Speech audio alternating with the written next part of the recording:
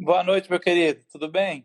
Tudo jóia. Seja bem-vindo, meu queridão. Que alegria ter você com a gente, viu, Marcos? É um prazer meu, querido. É um prazer meu. Eu tô acostumado a estar do seu lado aí, do lado que Pois é, entrevista. É rapaz. muito mais, é muito mais confortável. Eu Vamos não me apertar você um pouquinho hoje. aperte. Acabei de Com muito publicar, carinho. Ah, acabei de publicar ali no meu feed, né, que estamos ao vivo sim. agora, né? Para Ah, que legal. tentar trazer o pessoal para cá. Pronto. Vão sendo bem-vindos aí, pessoal. Deus abençoe todo mundo. Marcos, queria orar com você, antes da gente começar esse bate-papo, por você, pela sua família, pela comunidade da vila, pelo seu coração. Vamos orar juntos? Vamos. Senhor, nosso Pai bendito, Pai todo amoroso, obrigado por esse tempo juntos, pelas possibilidades mil de nos comunicarmos e repartirmos o Evangelho e vivenciarmos a compaixão.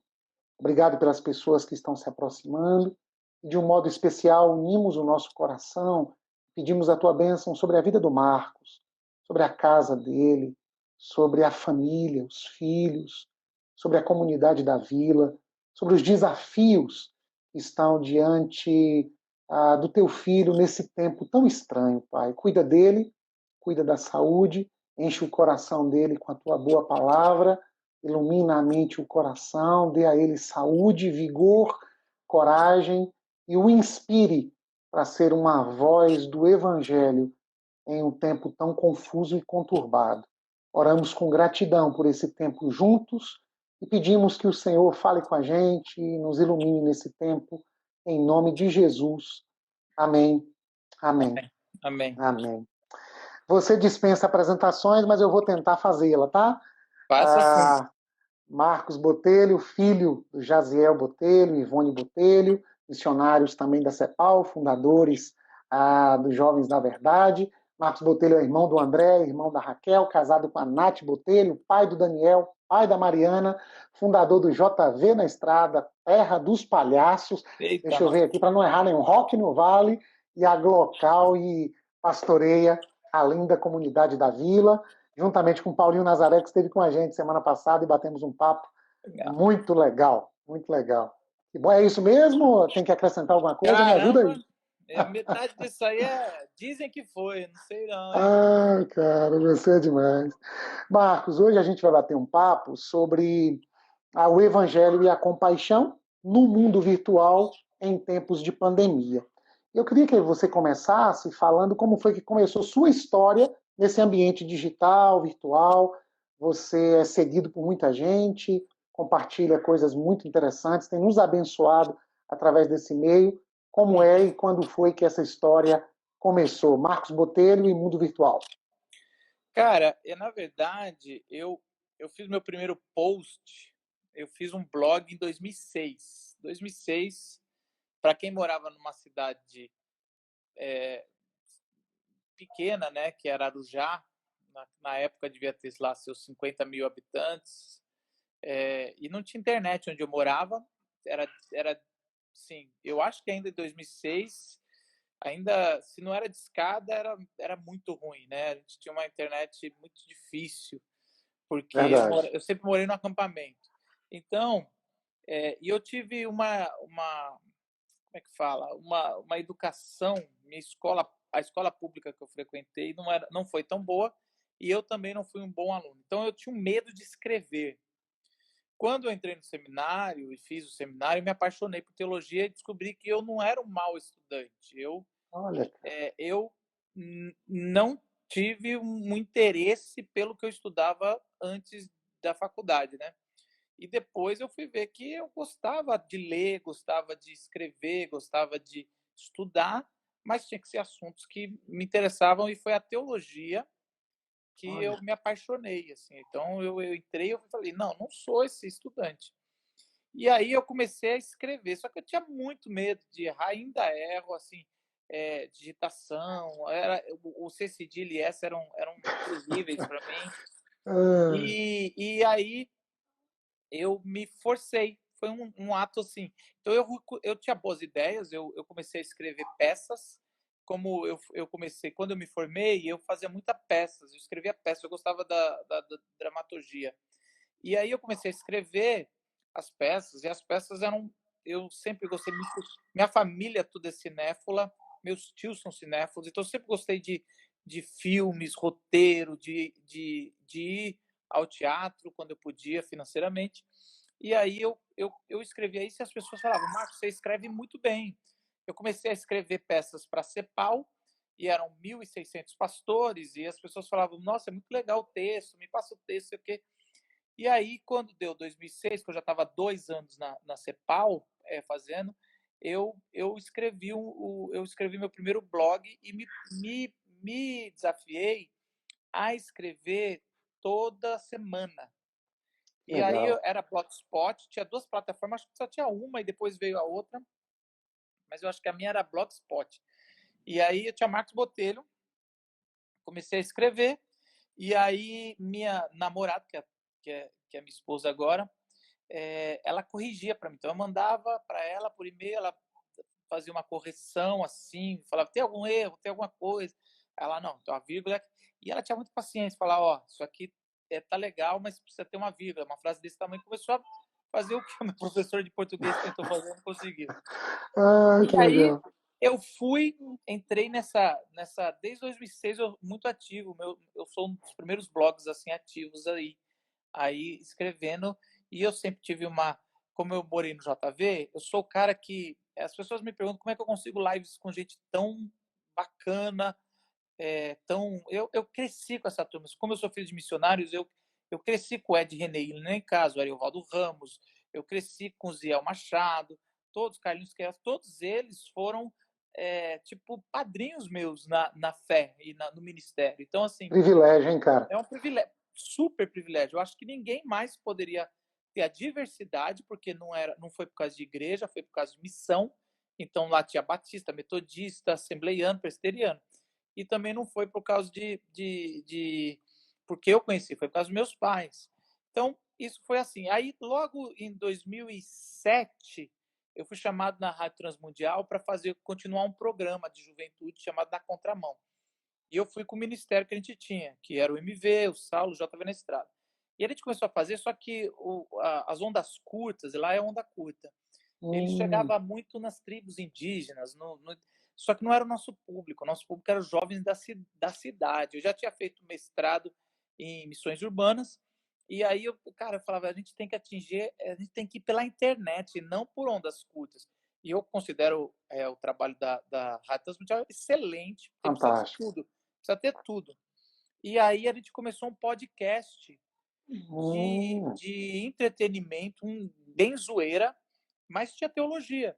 Então, 2008, antes da moda de podcast, né, a gente já fazia podcast 2008, 2009, 2010. A gente foi fazendo podcasts aonde alcançava.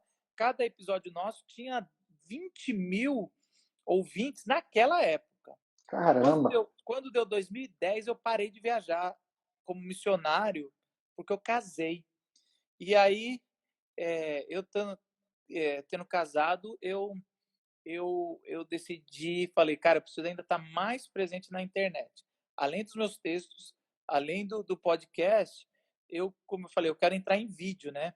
E de novo, aí eu consegui um cara que acreditava em mim já de outros de posts, de coisa, e ele me investiu uma grana grande, cara. Até hoje seria bem grande, assim.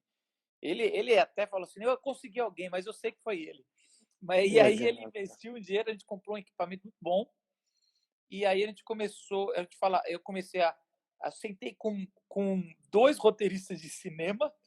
Isso eu nunca Puxa contei, vida. cara. Eu sei, assim, 2 roteiristas, eles tinham acabado de se formar, e um era roteirista de filme, o outro era de vídeos, também não era roteirista, mas era cenografia de cinema, não sei como é que fala isso, quem é formado em cinema. E aí a gente foi bolando, e eles começaram a pegar características, como eu já fazia palhaço na Cepal, e falaram: precisa ter palhaço no seu vídeo. Eu falei: mas palhaço, meu Deus do céu. Ah, não, mas eu aprendi com o Tim Keller que a gente zoa não só o profano, mas o religioso.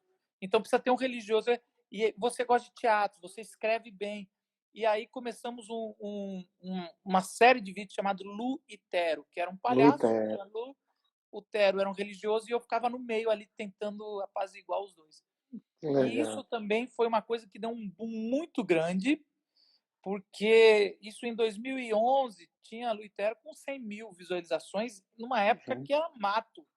E aí, depois de um tempo, eu parei, porque eu comecei a ter muita pressão para inventar, e aí eu não reajo bem com pressão contínua. Eu gosto de pressão, mas tem que passar, senão eu tenho muita ansiedade. E eu parei, larguei o Luitero, mas eu sempre estive na internet. Então, essa é a minha relação da internet. Aquele blog 2006, a Ultimato entrou em contato e falou: a gente quer publicar um livro que virou Vida Cristã Fora da Caixa, que foi um livro, por 2 anos, autores nacionais da Ultimato, mais vendido. E eu falei: como eu posso ser o mais vendido? Eu não sei escrever, cara. E, aí, caramba, e assim, foi uma história muito, muito íntima, pessoal, de como que Deus legal. usou a minha fraqueza para transformar na minha força. Desde fazer vídeo, eu não gostava de fazer vídeo, porque eu tive um problema de visão, e então eu tive um estrabismo, e eu falava: não, não vou olhar para a câmera, não vou. E aí eu pude, Deus pôde usar todas as minhas fraquezas para me preparar até para essa pandemia, porque as pessoas falam: como é que Verdade. você pode? Eu agora estou numa iluminação ruim, mas eu tenho um estúdio na minha casa, porque eu sempre gostei de trabalhar na internet. É que a minha esposa está numa live e eu sou bem educado, eu deixo ela usar o meu estúdio, tudo, né? Ô, cara, que maridão, hein? Que Desculpa, legal, mano. desculpa uma Não, tá introdução muito ótimo. grande, mas Tá é bom o ótimo, pessoal cara. entender. Legal, a gente conhecer um pouquinho dessa sua história, até porque esse é o tema da nossa conversa de hoje. Eu queria pedir um abraço seu para nossa querida Fernanda Cerqueira, mãe do Arthur. Ela tem acompanhado você exaustivamente, ela não perde uma live sua, e ela me pediu insistentemente: marca com botelho, e ela escreveu as perguntas da nossa live. Então a Ah, Fernanda que legal. hoje é também a nossa anfitriã. Então, deixa um abraço aí para a Nanda, Marcão. Ela vai ficar muito Um feliz, cara. grande abraço, querida. Um grande abraço. Que bom, obrigado, viu? Obrigado pelo carinho. É o carinho dessa turma que caminha com a gente que faz a gente permanecer. Porque tá na internet é tomar muita porrada, às vezes, né? Bom, essa palavra não é palavrão aqui onde eu moro. Então, assim, muita Não, pancada. tá valendo, tá É, ótimo. Aqui também é, tá tranquilo. é muita pancada que a gente toma e às vezes dá uma dizer, mas essa turma que vem no direct, às vezes ninguém tá vendo, abre uma janela de esperança. Que legal. Ah, conta pra gente assim o grande desafio que é comunicar o evangelho nesse ambiente virtual tão líquido, tão rarefeito, tão veloz, especialmente nos dias atuais. A pessoa entra em 50 lives em um minuto. E como é falar do evangelho de Jesus? Como é sinalizar compaixão nesse ambiente virtual? Quais são os principais desafios e como tem sido para você essa aventura já de uns 14 anos, tentando levar o evangelho com humor e também usando dos mecanismos da internet, do meio digital, das redes sociais para essa finalidade? Nos últimos anos, principalmente, os algoritmos eles servem para as plataformas que proporcionam. Olha essa plataforma que a gente está usando. O Instagram, ninguém pagou nada para estar aqui, nem eu, nem você.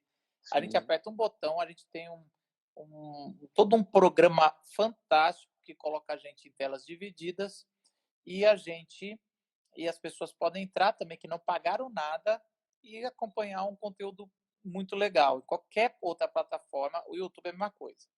Mas o grande problema é que a gente pensa que é de graça. Não é de graça.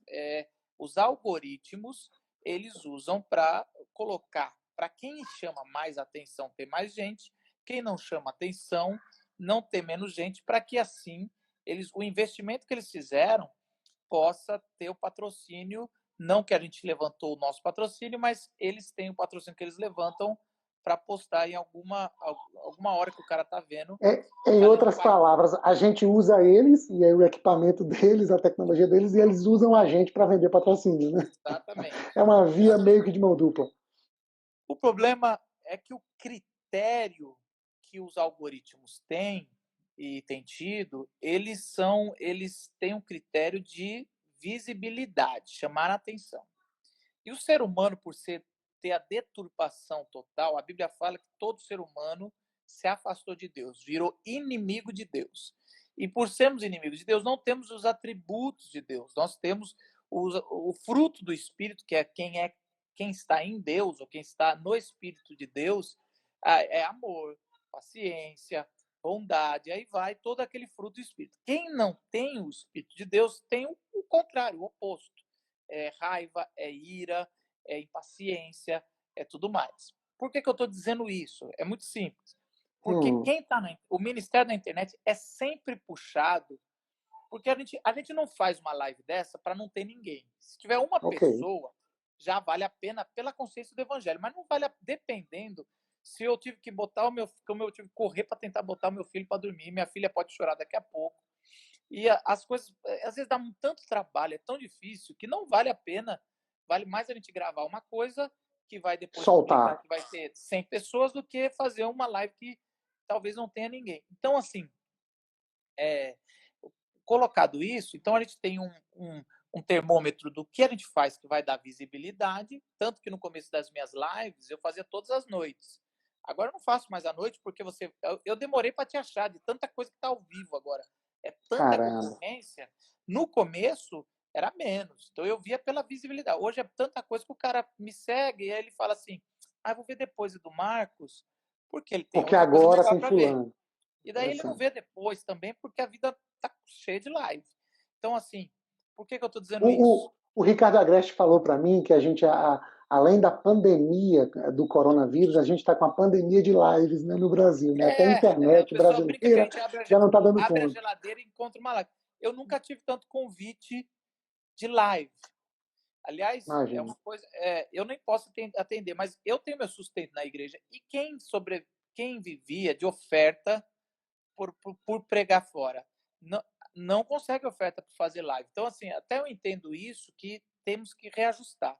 Colocado isso, nós somos tentados a ser mais raivosos na internet, mais sensacionalistas, mais intolerantes, porque isso traz mais visibilidade. Os algoritmos gostam, te coloca lá no alto. Quando você põe um tema de uma live evangelho e compaixão, não, o cara fala, não, eu quero, se fosse evangelho e o pau vai quebrar, nossa, pum. Bombava. Porque essa é a nossa tentação. Então, quando você me pergunta isso, eu falo, é uma eterna tentação para conseguir o equilíbrio, para conseguir um título atraente, mas que o algoritmo goste, porque a gente quer ser visto, a gente tem uma mensagem, a gente quer ir para o Areópago, né? Parafraseando Paulo, a gente não quer pregar onde não tem ninguém, a gente quer ir para o Areópago. Claro. Mas, por outro lado, a gente não quer adorar os deuses do Areópago.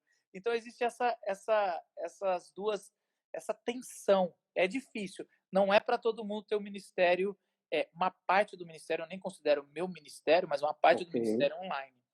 Muito interessante. Muito boa sua reflexão e leitura. Muito legal.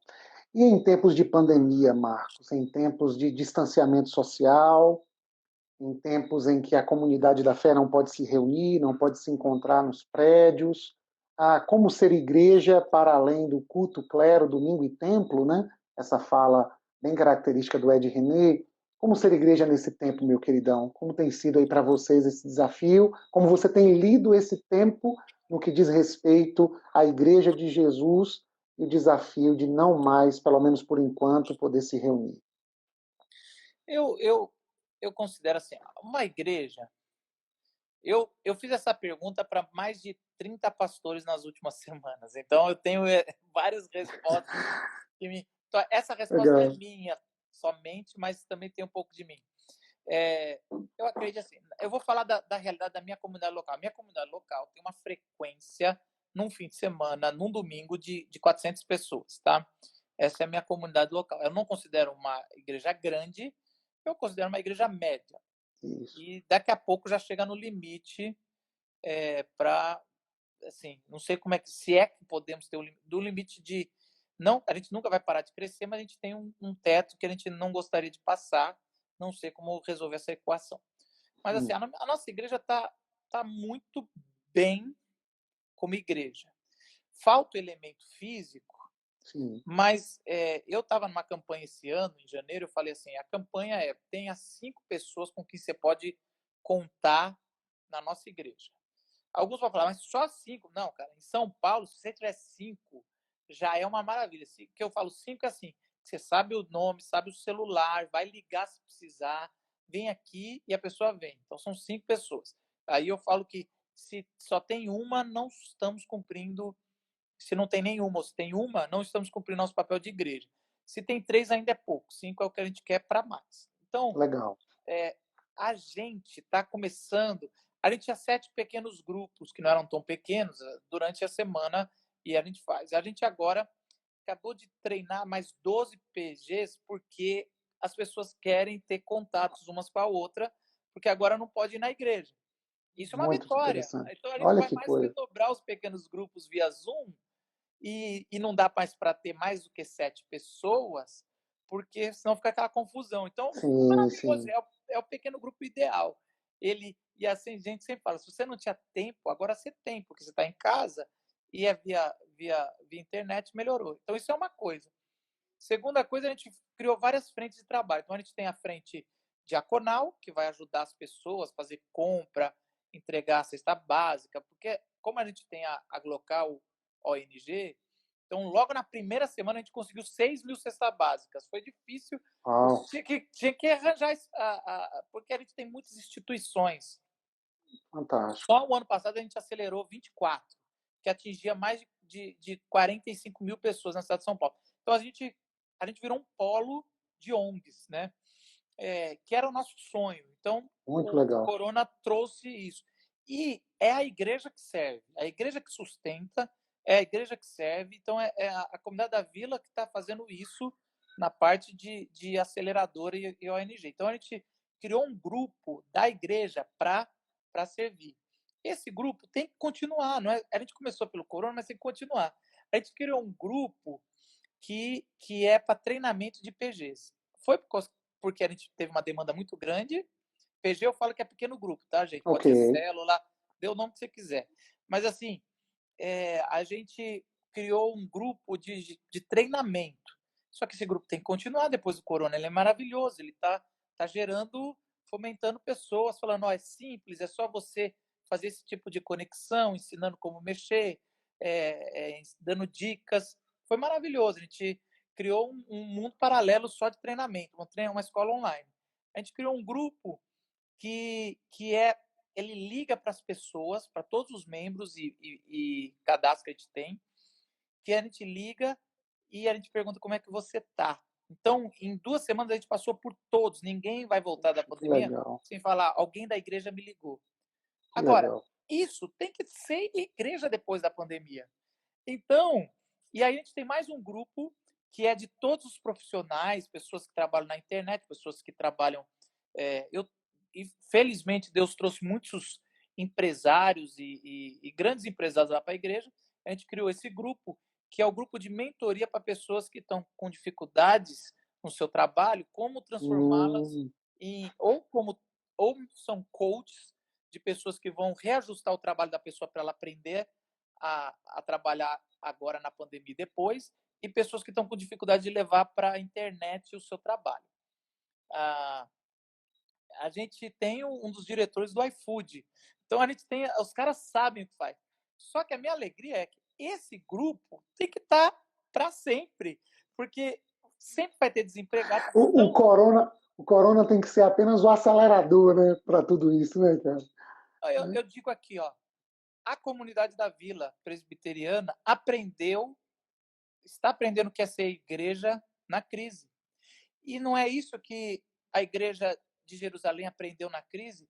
Quando Com teve a certeza. perseguição, eles aprenderam que é missões, eles começaram a sair. Samaria foi evangelizada por um diácono depois da perseguição em Atos Jerusalém. capítulo 8, verdade. É Então, isso assim, a mesmo. gente tem.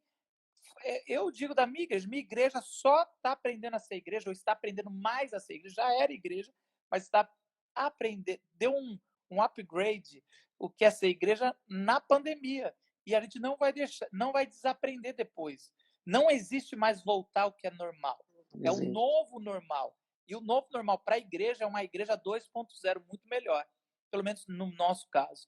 E no nosso caso, a gente nunca teve coleta pública de dízimos e oferta, a gente não tinha, porque não temos nada contra quem faz, é bíblico, sim, mas a gente não fazia porque a gente, por um lado missional, é muito mais acolhedor para quem está visitando e ainda está. Então a gente só pede dízimos de oferta via quem já frequenta, quem é membro, e é um ato de adoração na sua casa por transferência. Então a nossa, até agora, tranquilo só temos também. um mês, né? Sim, Mas a nossa sim. arrecadação não diminuiu, até Olha aumentou. que interessante. E a gente nem fala de Hum, dízimo e oferta nas lives, a gente só fala assim, ó, quem tem continua dando, quem não tem, bota a mão para colher. Então a gente fez um fundo que já tem um dinheiro bem razoável para acolher se tivermos alguém precisando da comunidade, porque em Atos fala que os da fé não podem passar necessidade. verdade, verdade. Muito bom. Você cresceu num ambiente também muito afetado e marcado pela teologia da missão integral, não é? Essa coisa de contemplar o ser humano em toda a sua integralidade, etc. Como é que fica essa questão, assim, no Brasil especialmente? Toda vez que a gente pensa em ação social, toda vez que a gente fala em missão integral, toda vez que a gente fala em luta por justiça, a gente acaba caindo no viés ideológico e a gente acaba sendo categorizado a partir de um viés ideológico. Como é que você encara isso? Como é que é para a comunidade da Vila essa noção da missão integral? Como é que a igreja pode ser a casa do pão, a casa da compaixão, a casa da solidariedade? Vocês estão vivendo isso agora? Queria que você falasse um pouquinho sobre isso para a gente, queridão. E também falasse quantos anos a comunidade da Vila tem, tendo em vista que vocês plantaram essa igreja. Conta para a gente um pouquinho também disso. A comunidade da Vila, ela foi plantada, virou igreja em 2010. Começou um pouco antes, em 2006, mas em 2010 virou igreja. Não foi eu que plantei. Legal. Eu fazia parte da igreja mãe, a igreja que botava a grana, que fazia mentoria, mas não fui eu que plantei. Lá estava o Adrien Balsen, que plantou, e ele foi para o Canadá, e eu fui convidado para assumir em 2014, final de 2014. Legal. Então essa igreja já era uma igreja com cunho missional, ela era uma plantadora de igreja, ela já nasceu plantando. Então a gente já plantou 3 igrejas em São Paulo e outras igrejas fora da cidade de São Paulo. E a gente vai continuar plantando. Ótimo. E não é franquia, não tem nosso nome, por isso que as pessoas nem sabem. É uma outra igreja.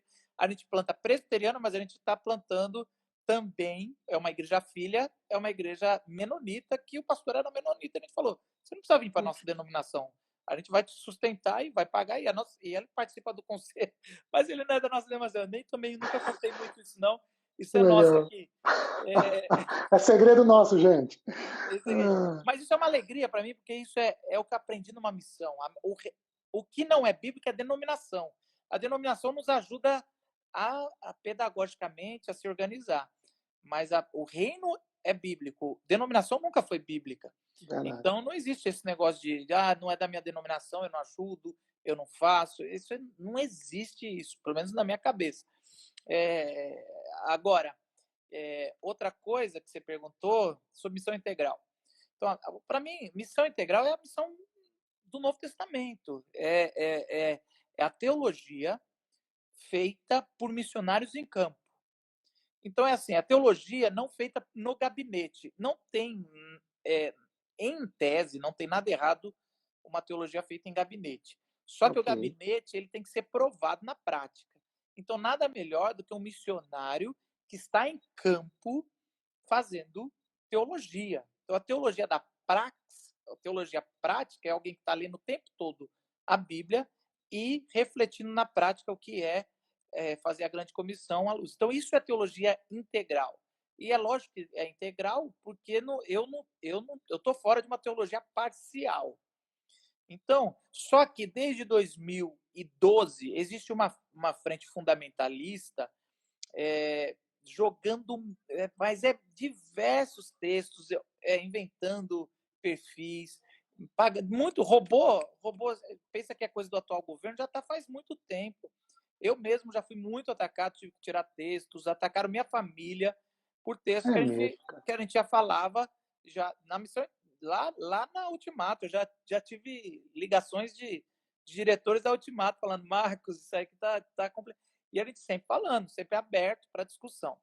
Por outro lado, alguns líderes da missão integral, na minha opinião, confundiram missão integral com política, que ela é muito tênue, mas quando você faz política partidária ou política de um espectro só da política, que era a esquerda, vira um braço da política. E esse braço da política já tinha um nome antigamente, que era a teologia da libertação. Isso. E aí a política, ela vai principalmente essa politicagem que a gente tem, vai sugando todo mundo. E quis dar uma mordidinha nos evangélicos, assim como a direita faz, usa os evangélicos, a esquerda também ia usar. Por que não ia usar com 13 anos de poder? Principalmente ela usou a missão integral. Então, eu já tive mais apego ao nome missão integral. Se quiser dar outro nome, a vida da igreja, a vida missionária. Parece que a palavra da moda é ser missional agora. Missional. Então, mas assim, lá fora. A gente aqui tem chamado de evangelho com paixão, né? Isso, é o evangelho que se desdobra pode dar o nome que for, em ações de compaixão. Tem que ser bíblico e tem que ser principalmente liderado na articulação por missionários em campo. Missionários em campo, eu digo, pode ser pastor, pastoriano. Sim. Não pode ser teólogo, que não tem igreja. Teólogo que não esteja no chão da vida, né? Hã? Que não estejam com os pés no chão da vida, da dor humana, das realidades concretas do nosso tempo, né? Ficar só no gabinete escrevendo é um tanto contraditório.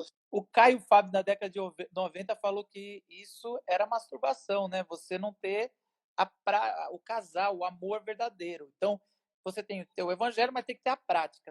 Só um lado não funciona, não é verdade, é só uma simulação da verdade. Então, infelizmente, quem tem patrocínio, quem está estudando muitas vezes, e quem foi nomeado professores nos seminários denominacionais, eram pessoas que não tinham nem igreja local. Essas pessoas não têm autoridade para falar da Bíblia, porque a Bíblia sem prática, ela é vazia, ela é perneta.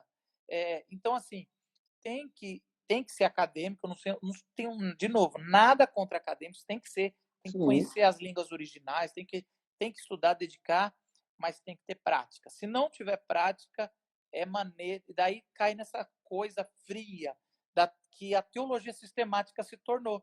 A teologia sistemática é uma bênção para nós, porque deu um suporte sistemático para tudo que a gente pensa. Mas a maioria do final da teologia da sistemática foi isso. Foi gente que pensava teologia.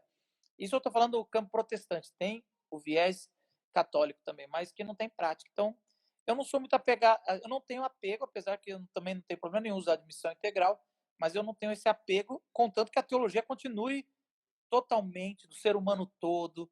E isso é só uma coisa que pegou aqui na América Latina ou no Brasil. Se você vai Tim Keller é missão integral pura.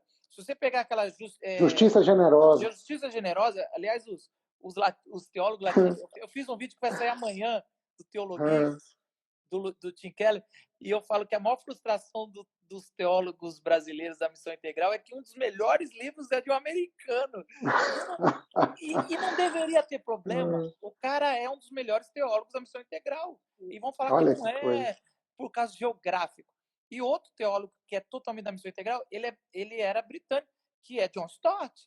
Como é que você quer ter posse? É lógico, eu sou super a favor do brasileiro, de novo, pensar a sua teologia, pelo menos a sua teologia prática, né? Teologia é uma só no mundo, mas na prática, cada cultura vai dizer o que a gente vai dar de ênfase ou não. Muito legal.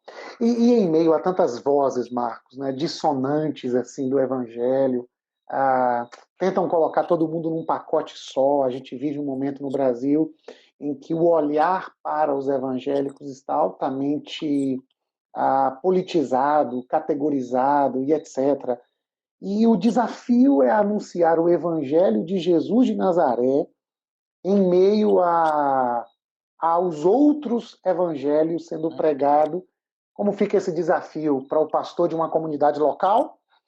E como fica esse desafio para um pastor que atua a partir desse meio digital, né? Você já falou das pancadas que toma. Hoje eu já percebi que você tomou algumas, né? A gente vai falar disso daqui a pouco.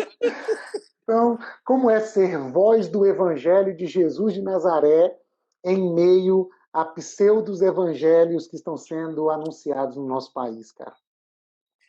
Eu acho é difícil, cara. E a gente primeiro tem que se auto-questionar se a gente também não é um pseudo-evangélico. Verdade, Sempre o tempo verdade. todo pedir misericórdia. Eu acho que tem que. E a gente se questiona não é só teoricamente, é olhando na Bíblia. Se a nossa vida tem a ver com a vida de Jesus, se Jesus na nossa vida faria a mesma coisa. Essa é a primeira análise que a gente tem que sempre fazer, se nós somos anátema ou não. A segunda coisa, eu acho que a gente vive um problema muito grande, porque a gente teve um fenômeno cultural. A gente deixou, em nome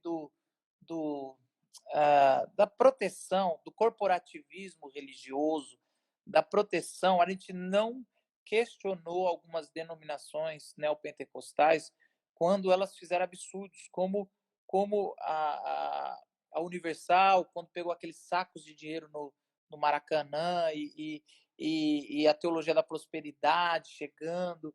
Então, vamos falar aqui, a missão integral escolheu os pobres e os pobres escolheram a teologia da prosperidade, né? Parafraseando, eu não lembro quem que falou isso, mas foi muito bom. Não foi da missão integral, foi da teologia da libertação, mas foi isso. Então, essas igrejas, elas foram até os pobres e, de certa forma, deram algumas respostas para as Sim, comunidades, enquanto igrejas elitistas, que não quiseram ser elitistas, mas tipo a minha igreja, que é presbiteriana, que tem até a brincadeira que não existe presbiteriano pobre, né? E até algumas batistas, elas ficaram mas mais as presbiterianas, fazendo uma autocrítica aqui, elas ficaram mais entre a classe média e classe alta. Colocado isso, a gente cresceu muito, só que a gente cresceu com a pior teologia possível. Então, hoje, o pessoal fala que os brasileiros, somos 33% de protestantes, né? Ou protestantes, evangélicos, né? Mas sim. esses evangélicos não leram a Bíblia, ou o Novo Testamento, não leram o Novo Testamento, nem eu arriscaria dizer que nem 5% desses que se dizem evangélicos leram alguma vez a Bíblia, o Novo Testamento todo, ou os evangelhos, os 4 evangelhos. E se leram, leram com óculos errados, né? Leram com Eu outra não acho chave que seja. hermenêutica, né? Então, Desculpa, assim, quando eu pergunto sobre Bíblia, o pessoal não. Assim, se no meio histórico tá difícil, e depois eu converso muito, a gente acaba, pela evangelização, falando muito de Bíblia. As pessoas sim, nunca leram a Bíblia. Então, assim, então o nosso cristianismo, nossos evangélicos no Brasil, uma das piores teologias possíveis que tem. E aí se questiona se é, um seguidores de Jesus. Então, eu não sou daqueles que querem mudar, eu não sou mais evangélico, já teve essa onda, sim, sim. eu sou protestante, eu sou sei lá o quê, eu sou reformado, teologia reformada.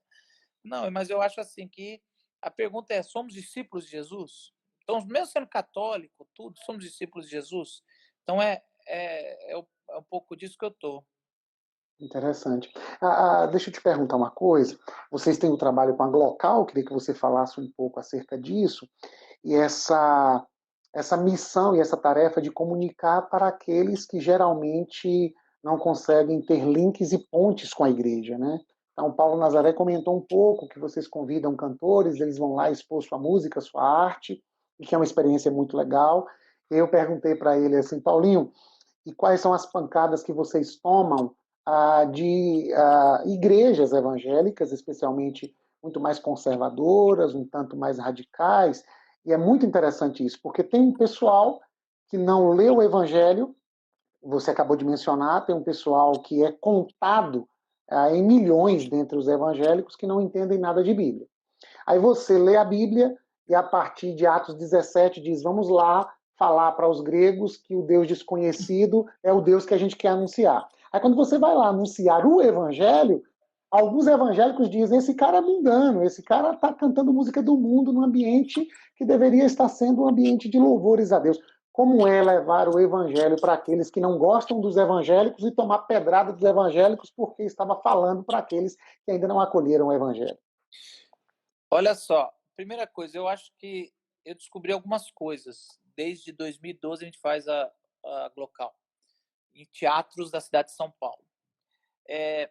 Primeiro, as pessoas eles gostam de Jesus e do Evangelho, eles não gostam dos evangélicos. Do E aí, fã-clube, quando né? eles percebem que a gente está lá com um pouco menos de arrogância, mas para conversar e falar do que Jesus falou, eles são muito receptivos, todos Olha que legal. receptivos. Essa é a primeira coisa.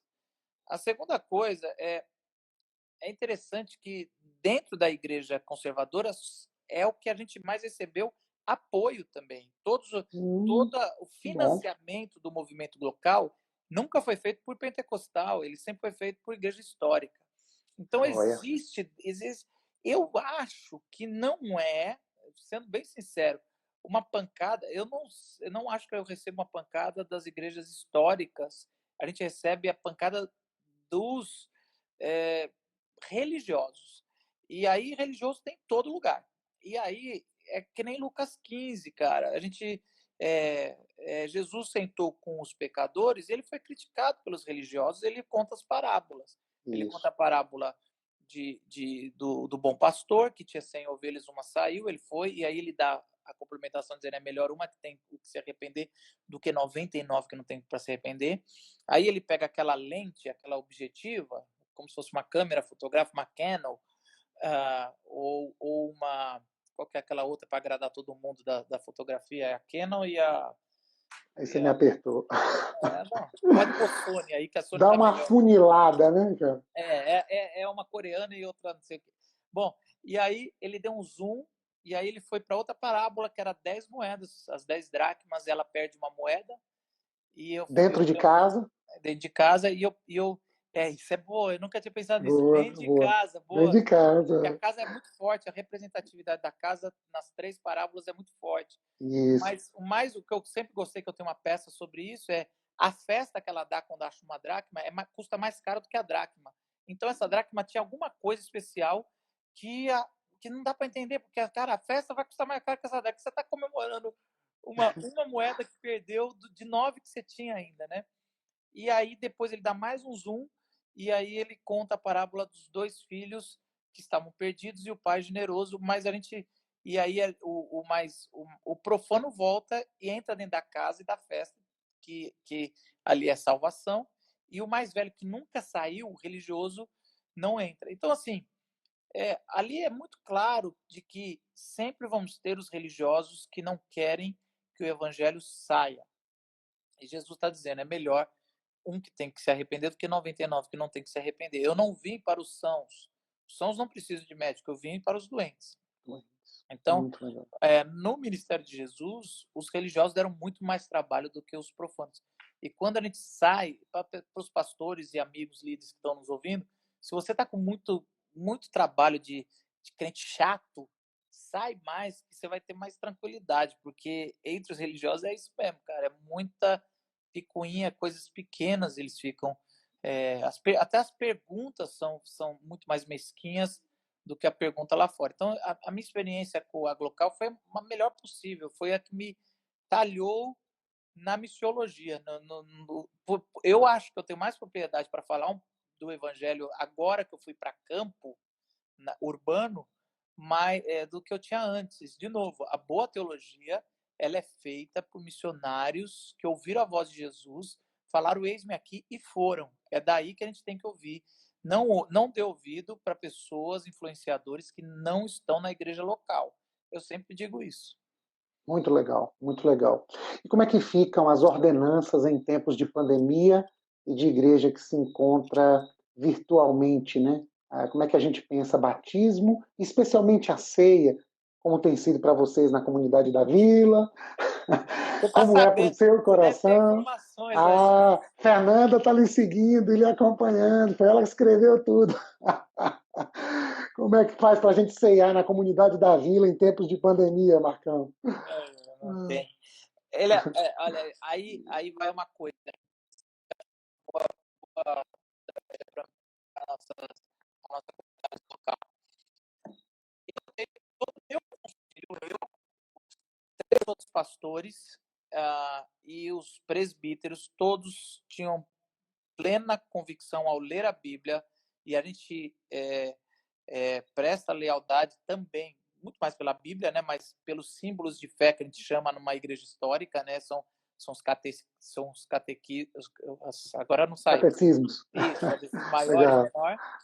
E aí a gente tem isso. Então, a gente estava pleno que dava para fazer uma ceia online, ao vivo, tirando para não ficar gravado e a pessoa achar que é on demand, ela faz a ceia a hora que ela quiser. Então a gente acreditava que, porque a gente não vive uma época de pecado coletivo na igreja, talvez seja questionado agora, a gente deveria ceiar porque a gente vive uma situação que não pode estar presente, mas estar online é estar presente, é só não estar físico. A gente precisa reestruturar um pouco a nossa teologia do online. E agora era a hora. Só que a minha igreja presbiteriana, ela tem por tradição ser mais devagar nas decisões. Então, uma decisão que se tomar hoje, a maioria das igrejas já tomaram há 15 anos atrás, há 10 anos atrás.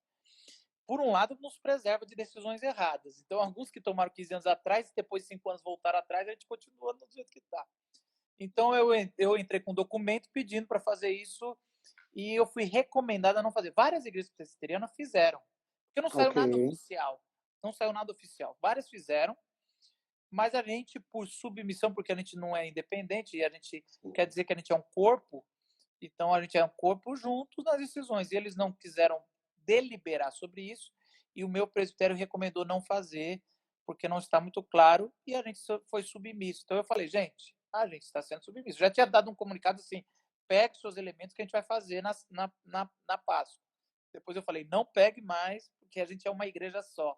Então foi um exercício. Quanto ao batismo, cara, agora sim, vamos agora falar na prática, cara. Eu acredito muito no diálogo da mulher samaritana que queria ir em Gerezim, que era o local onde, na segunda, quando eles tiveram eles romperam logo depois de Salomão. Muitos foram para o Reino do Norte, 10 tribos, e 2 foram. Precisa de um pouco de história do Antigo Testamento. E 2 ficaram no sul. Só que, como eles romperam como reino, se pagava imposto no templo. Então, para eles não pagarem o imposto no templo que estava em Jerusalém, tiveram que construir um templo no Monte Gerizim. Um templo em Gerezim, que era o primeiro lugar onde teve o sacrifício de Moisés. É um lugar muito, muito importante. Então, isso dividiu Israel até a época bíblica, até a época do Novo Testamento. Teve outros episódios que os samaritanos se misturaram na primeira leva do exílio e os do reino do sul não. Mas isso é outra coisa também que é importante falar. Bom, quando Jesus passa por Samaria, os discípulos não querem se misturar, eles falam para Jesus ficar do lado de fora da cidade. Eles entram para comprar alimento, dizendo assim, mestre, você não vai passar. E aí não se mistura, não. Não se mistura, não. E Jesus vai puxar um papo com uma samaritana e profetiza sobre a vida dela. E aí ela pergunta, e é interessante, porque a gente costuma pregar esse texto de forma moral, por causa do negócio do casamento, mas o texto é totalmente espiritual e litúrgico. Porque a pergunta é onde devemos adorar? Aqui em Gerezim ou lá em Jerusalém? Ou lá em Jerusalém. Então tem lado financeiro de imposto e lado litúrgico aqui. E Jesus fala, nem lá e nem cá, haverá um tempo que é em espírito e em verdade. Então esse tempo já chegou em Jesus, quanto mais agora. Então eu acredito assim que a comunhão e o batismo, ele é espiritual. As pessoas falam assim, a briga entre presbiteriano que batiza, que continua a aliança do Antigo Testamento, que batiza infantil, e os batistas que não batizam infantil, eles falam, existe só um batismo, a gente tem que ver qual que é o verdadeiro. Existe só um batismo, é o espiritual, não é nem com água. Eu batizo é a circuncisão água, do coração, né? O João Batista falou, eu batizo com água, mas vai vir alguém que vai batizar com fogo. E o que é? O pessoal pensa que o fogo é fogo e falar em línguas. Não é. É o fogo da justiça. Todo respeito, mas não é. Ali o texto não quer dizer isso. Ali que vai batizar com fogo é a justiça de Deus. É dizendo que vai batizar salvação. É o Espírito Purificação. Santo. O batismo do Espírito Santo é o batismo da salvação. Então, existe só um batismo, existe só uma comunhão. E nenhuma delas, elas são formas de graça pelos elementos, mas a gente discute o elemento, mas não discute a essência.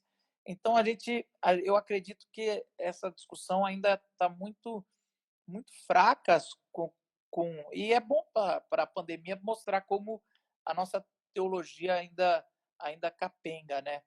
Precisa de revisões e revisões, né? Sempre Legal. reformando, né? Eu não estou falando nenhuma coisa contrária ao que já foi ao espírito da reforma. Eu não gosto desse negócio de espírito da reforma, porque eu gosto do espírito da Bíblia, né? O pessoal gosta de Sim. voltar mais à reforma do que à Bíblia, É mas, verdade.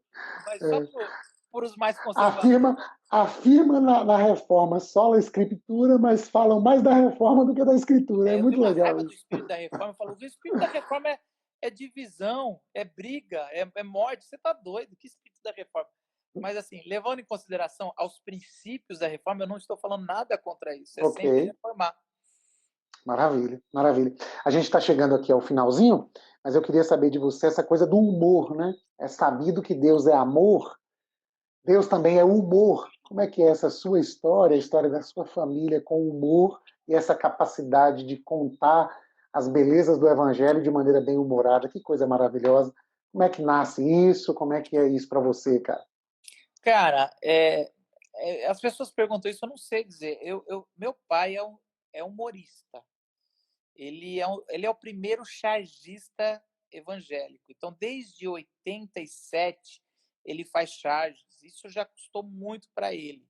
Mas na época do Caio Fábio, que ele Sim. unificava as igrejas, ele fazia charge na Vinde, e os pregadores tinham medo do meu pai. Meu pai sempre trabalhou, e o humor sempre foi da minha casa. Meu irmão é muito sarrista do jeito dele, sério.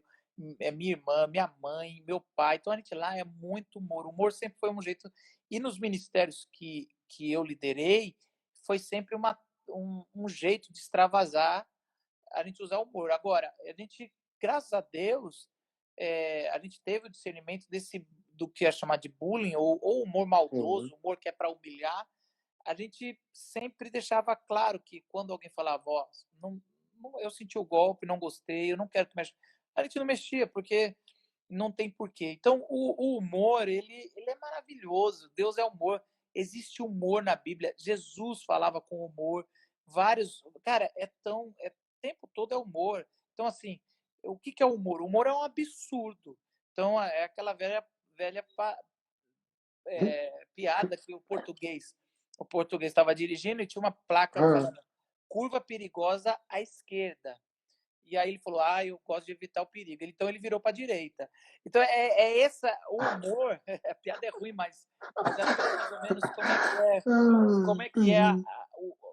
o cerne do humor é o absurdo. Em todas as parábolas de Jesus tem um absurdo.